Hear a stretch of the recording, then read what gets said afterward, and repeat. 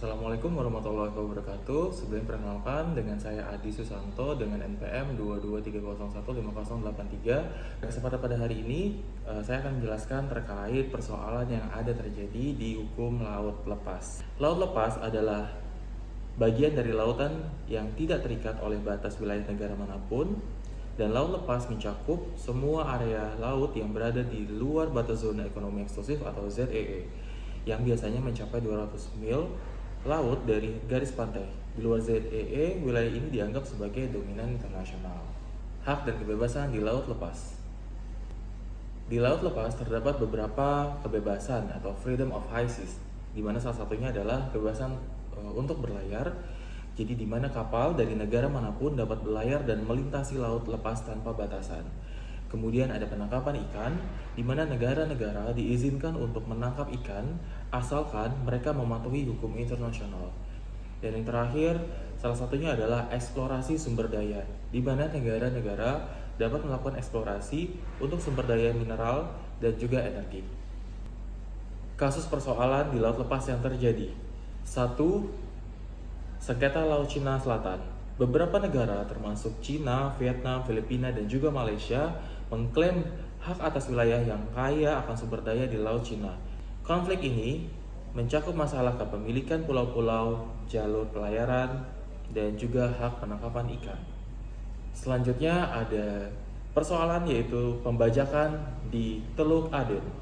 Pada awal 2000-an, Teluk Aden menjadi hotspot pembajakan. Kelompok pembajak Somalia sering menargetkan kapal perdagangan yang mengakibatkan peningkatan kehadiran Angkatan Laut Internasional untuk menjaga keamanan. Terakhir, penangkapan ikan ilegal di Samudra Atlantik.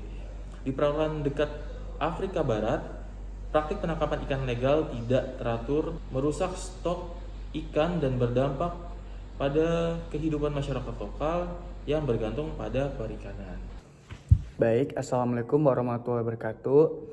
Perkenalkan, nama saya Muhammad Safal dan Putra dengan NPM 223015107 dari kelas B1 semester 5 mata kuliah Hukum Laut. Dan saya akan melanjutkan materi pembahasan dari Mas Adi. Baik, melanjutkan materi pembahasan dari Mas Adi gitu kan. Apa sih kasus-kasus yang terjadi gitu di laut lepas? Persoalan apa yang banyak terjadi di laut lepas? Nah, salah satu persoalan yang terjadi di laut lepas itu yang pertama adalah sengketa Laut Cina Selatan. Itu sebagai contoh persoalan yang terjadi di sana. Nah, kenapa sih di Laut Cina Selatan gitu kan? Jadi di Laut Cina Selatan itu teman-teman mengklaim hak atas wilayah yang kaya sumber daya di Laut Cina Selatan. Dan konflik ini mencakup masalah kepemilikan pulau-pulau dan jalur pelayaran dan juga hak penangkapan ikan. Jadi wilayah Laut Cina Selatan itu memiliki sumber daya alam berupa ikan ya, berupa ikan-ikan yang sangat berlimpah gitu. Nah, itu menjadi sengketa dari beberapa negara untuk mengklaim hak atas wilayah tersebut agar bisa memanfaatkan sumber daya alam gitu kan. Nah, yang kedua itu di laut lepas itu banyak terjadi hal-hal pembajakan, teman-teman. Nah, pembajakan itu salah satu contohnya pembajakan di Teluk Aden pada awal tahun 2000-an. Nah, teman-teman, di Teluk Aden itu menjadi hotspot pembajakan. Itu ibarat kata jadi tempat lah yang paling cocok untuk melakukan pembajakan dan sering dilakukan pembajakan di sana. Kelompok pembajak ini berasal dari Somalia, sering menargetkan kapal-kapal yang berupa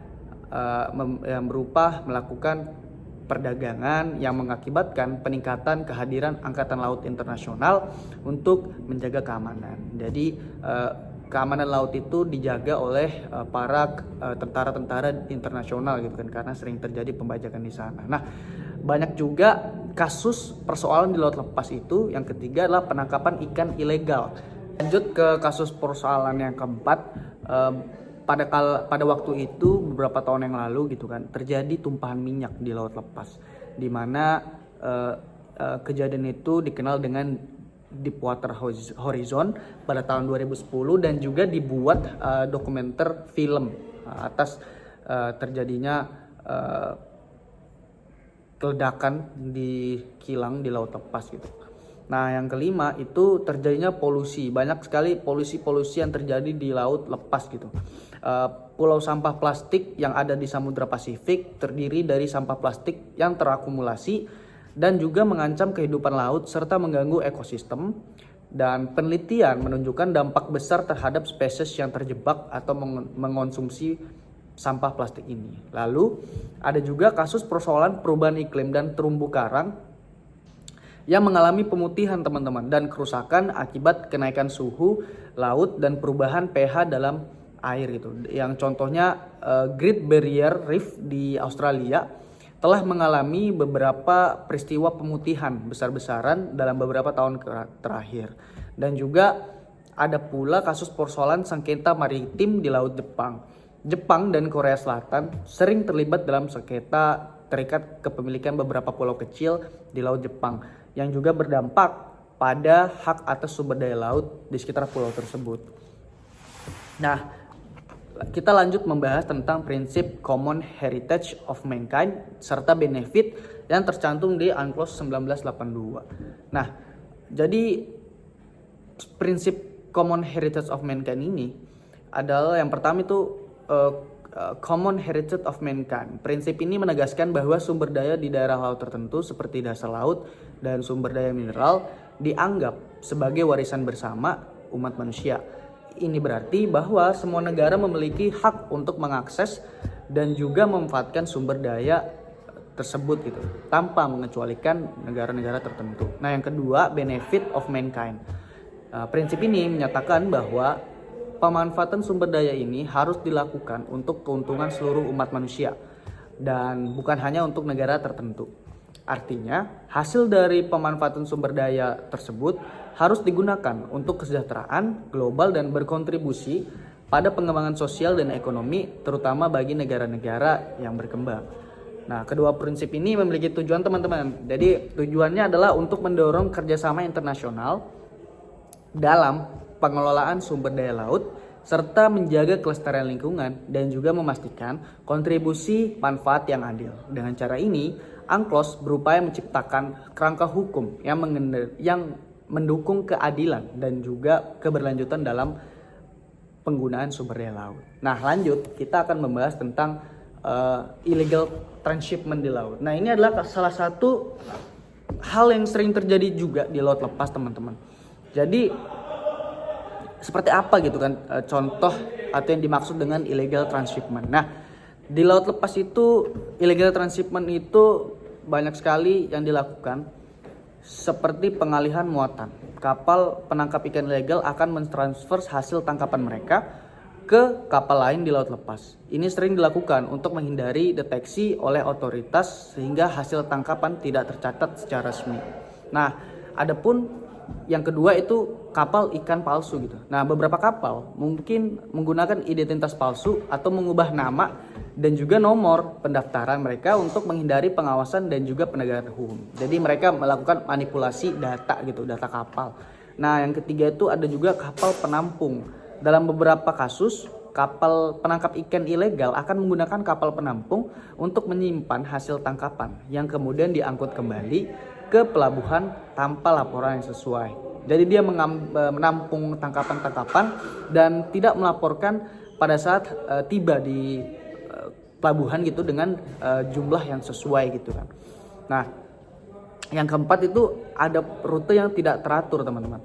Nah, kapal yang terlibat dalam beberapa transshipment ilegal seringkali menghindari rute yang umum digunakan dan juga beroperasi di area yang lebih terpencil untuk mengurangi resiko terdeteksi. Nah, jadi dia menghindari jalur-jalur atau lintas-lintas kapal yang sering digunakan agar terhindar dari deteksi para keamanan di sana. Dan juga yang terakhir ada kompensasi untuk laporan palsu. Nah, dalam beberapa kasus perusahaan dapat membayar pelaut untuk melaporkan hasil tangkapan yang lebih sedikit daripada yang sebenarnya untuk menyamarkan praktik ilegal. Jadi dia sama juga menipu hasil data untuk mengamankan transaksi ilegal mereka di laut lepas gitu. Nah, illegal transshipment memiliki dampak yang serius terhadap ekosistem laut. dan ekonomi lokal tentunya, termasuk penurunan populasi ikan dan kerugian pendapatan bagi komunitas yang bergantung pada perikanan yang berkelanjutan. Jadi merugikan sekali teman-teman bahwa illegal transshipment ini di laut lepas gitu. Penegakan hukum dan kerjasama internasional sangat penting untuk mengatasi praktek ini. Jadi negara-negara harus bekerja sama untuk mengamankan wilayah laut lepas ini. Nah, penyelesaian yang akan dilakukan dan sudah dilakukan oleh negara-negara, yang pertama itu adalah kerjasama antara para pihak, yaitu tentunya di sini adalah negara dan juga organisasi-organisasi yang berada di seluruh dunia ini. Jadi negara harus bekerja sama untuk mengatasi keamanan di laut lepas gitu. Nah, serta negara juga harus melakukan pengawasan bersama serta pelaporan bersama untuk terciptanya keamanan yang terlaksana di laut lepas gitu. Dan juga negara-negara melakukan kebijakan berkelanjutan, menerapkan praktik pengelolaan yang berkelanjutan untuk menjaga keanekaragaman hayati dan memastikan sumber daya laut dapat dimanfaatkan secara optimal untuk generasi mendatang. Dan juga yang selanjutnya adalah pengembangan kapasitas. Maksudnya apa? Memberikan dukungan teknis dan juga pelatihan kepada negara-negara berkembang agar mereka dapat mengelola sumber daya laut dengan lebih baik dan berpartisipasi dalam perjanjian internasional. Lalu selanjutnya negara juga melakukan pendidikan dan juga kesadaran kepada pemangku kepentingan tentang pentingnya pelindungan laut, baik untuk berkelanjutan sumber, daya manusia, daya laut, daya alam, maupun untuk kesehatan ekosistem. Dan juga yang terakhir gitu kan, negara-negara melakukan mediasi dan penyelesaian sengketa. Jadi negara-negara menggunakan mekanisme mediasi untuk menyelesaikan sengketa antara negara terkait batas maritim atau hak penangkapan ikan, termasuk menggunakan pengadilan internasional seperti Mahkamah Internasional dan Tribunal untuk Hukum Laut. Nah, dari penyelesaian ini teman-teman bisa bayangkan ya, kalau negara-negara itu tidak menyelesaikan permasalahan yang terjadi di laut lepas dengan mediasi yang damai. Bayangkan teman-teman, para negara itu berperang satu sama lain untuk mengklaim hak milik wilayah di laut lepas gitu. Bakal bisa kacau banget gitu kan. Nah, teman-teman, mungkin itu aja yang bisa saya dan Mas Adi sampaikan pada materi kali ini. Terima kasih. Mohon maaf jika ada kekurangan. Assalamualaikum warahmatullahi wabarakatuh.